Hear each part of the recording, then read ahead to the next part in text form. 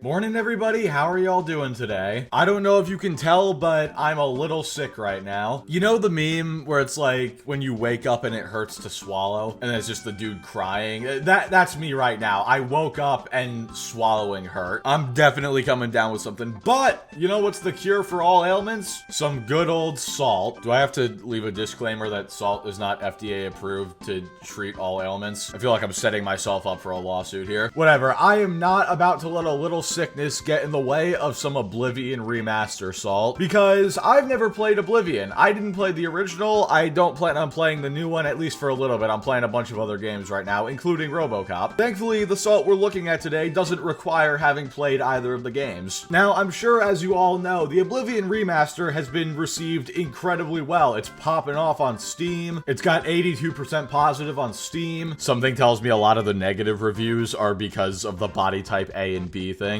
But we're not touching that conversation with a 10-foot pole. You're here for gaming and salt, not gender politics. And I have some very interesting salt today. We've got PlayStation fanboys trying to claim this game as theirs. We've got people complaining that it's not exclusive to Xbox. It's just absolutely wild. So without further ado, let's go ahead and get right into this. Alrighty, first off, from Jay Bari, if these games were exclusive to Xbox, would be kicking PlayStation ass in 2025 right now. Bring back exclusive games on Xbox. PlayStation needs the competition. Hashtag respect gaming. And then Puerto Rock retweets that and says, that's not a lie. If Microsoft would have remained with the console-centric strength, Bethesda purchase would be showing its benefits. But Microsoft went with a third-party centric approach, so it doesn't matter anymore. I genuinely cannot believe what I'm seeing right now. We unironically have PlayStation gamers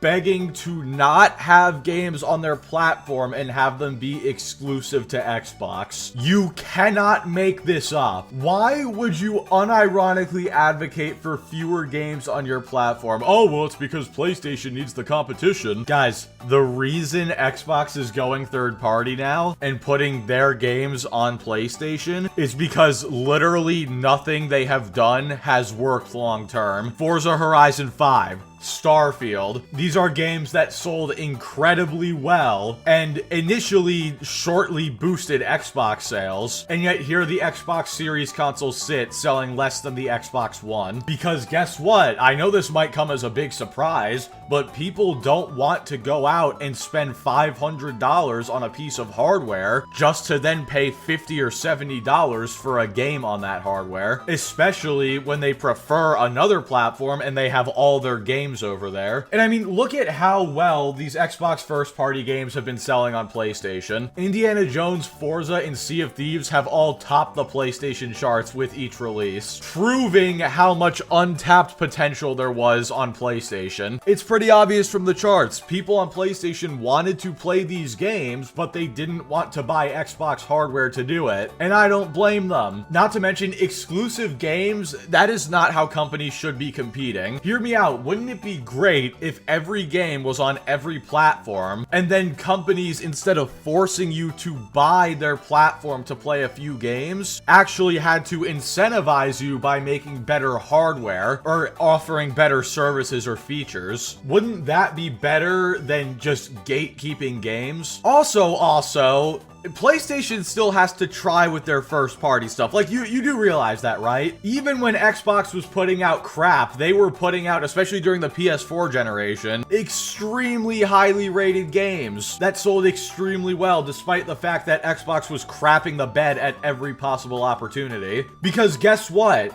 Even if they don't have, like, competition from other games, they still have to make games good so they sell well. Because if they don't, they're not going to sell well, and then they're going to lose a ton of money. Plus, going back to that thing I said before about incentivizing people without locking games down, if PlayStation's output continues to be crap, but people really enjoy these Xbox games coming to PlayStation, they might think, hey, I could play this on Xbox and get the games with Game Pass and save a ton of money. Why don't I do that instead? You see what I'm talking about here? The point is, stop complaining that you get to play games. I can't believe I even have to say that, but like, you getting to play games is not a bad thing, and you shouldn't treat it like it is. All right, next up, hashtag breaking. Bots thought Oblivion Remake would be hashtag Xbox and PC exclusive, and I knew every major title release will be multi-platform from now on since Microsoft dorks don't buy games. Not only is it on PS5 day and date, but the PlayStation gets the definitive version, Lamau. Wrong, wrong, wrong, wrong.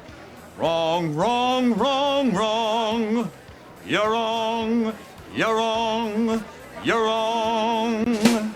Okay, genuinely, who actually thought this was going to be exclusive to Xbox and PC? Find them and educate them on the trends that have been happening with Xbox over the last year, because they are clearly very unaware of that. Like, seriously, this game had no reason to be exclusive, so I don't know why anybody thought it would be. Especially, like, when friggin' Forza, of all games, goes to PlayStation, you should expect this. Plus, it was multi-plat originally, so why would they make the remaster exclusive? That's just gonna piss people off. Also, hate to burst your bubble, but the PS5 doesn't have the best version of the game. The PC does. I don't care if it's PS5 Pro enhanced. PC has all of those quote-unquote enhanced features and more. Speaking of having the allegedly definitive edition, let's talk about Japan hates Xbox now. Hashtag PS5 Pro enhanced. Welcome home at Bethesda and at Elder Scrolls 4 Oblivion. This game now belongs to PlayStation, with the significantly best version being exclusive to it. The Elder Scrolls fans hate Xbox. The game is ours now. Thank you very much at Microsoft. You know, I gotta say, for somebody who supposedly hates Xbox so much, he sure does celebrate every time one of their games comes over to his platform. Not to mention,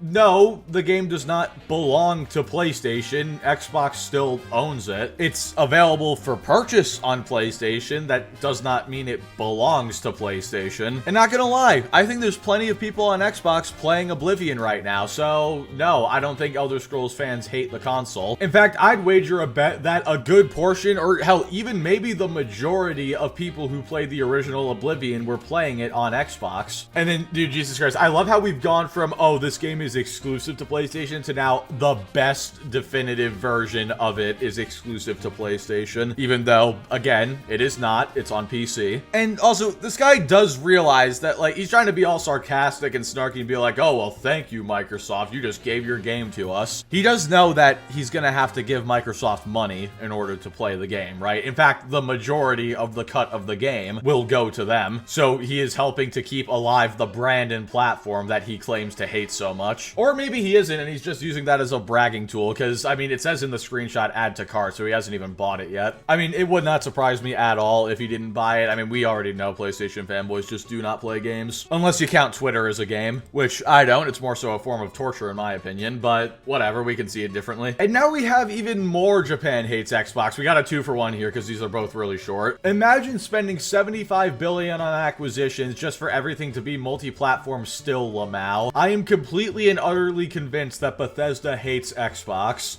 Yes, Bethesda hates Xbox so much that's why they were bought out by them. You know, if I hated a company, I would certainly want to get bought out by them, because that's definitely a logical thing. Now, I'd just like to know, where exactly did you get this assumption from? Is it the fact that Oblivion Remake is on PlayStation? Because if that's genuinely a surprise to you, then you're even dumber than I thought. And then saying, imagine spending $75 billion just to still be multi-plat. Yeah, you know how you make back $75 billion? It's sure as hell not by locking your games to only one platform. You gotta get as many customers as possible, and PlayStation gamers such as yourself have shown you're willing to give them money. I mean, look at PlayStation, for God's sakes. They spent all this money on all these studios, and they're still porting their games to PC. Not to mention, Marathon's gonna be day and date on Xbox. Besides, dude, what are you doing on Twitter? Don't you have like another remaster of a 3-year-old game to play? Days Gone Remastered just came out, didn't it? Go play that. What am I saying? This dude's too busy playing Twitter to actually play any games. All right, we got one more tweet to wrap this video up. Not quite as bad as the others, but still worth talking about. I just bought these 2 games to own them and support the developers. Buy your games, no renting. No, how about you let people spend their money how they want to? These developers specifically specifically chose to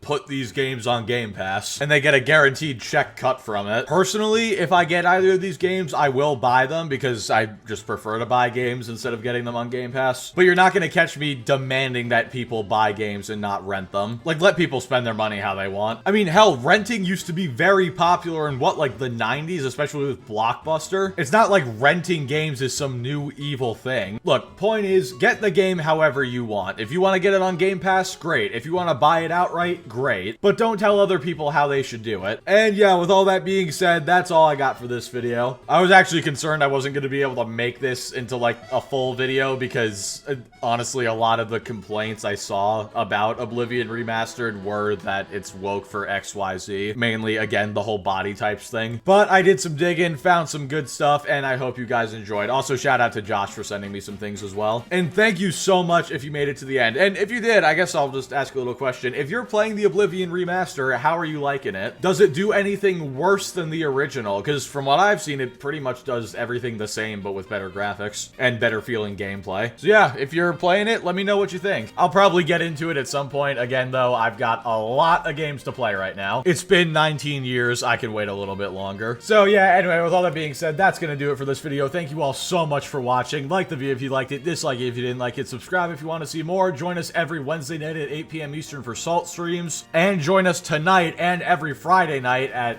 God, I don't even know what time we're gonna be streaming, but join us every Friday at some random arbitrary time on the Salt Shakers Gaming channel, and I will catch you all next time.